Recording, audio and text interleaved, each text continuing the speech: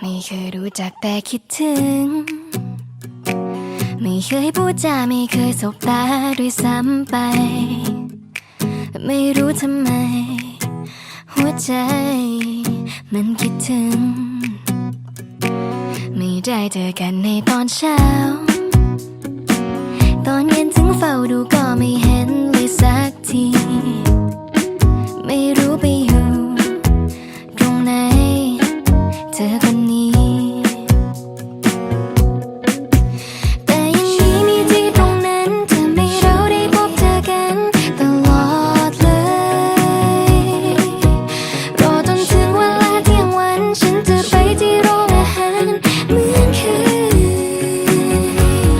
ที่ตรงนี้ฉันจะได้เจอหน้าเธอแน่นอนเสมอเดี๋ยวเธอต้องมาแล้วฉันก็ได้เจอหน้าเธอมานั่งคอยฉันว่าได้มองเธอก็สุขใจคงไม่มีที่ใดจะดีต่อใจเหมือนเราบาดิยาปาปาบาดิยาบาดิยาปาปาบาดิยาบาดิยาปาปาบาดิยาปาปาบาดิยาบาดิยากลายเป็นเบื่อในวันเสาร์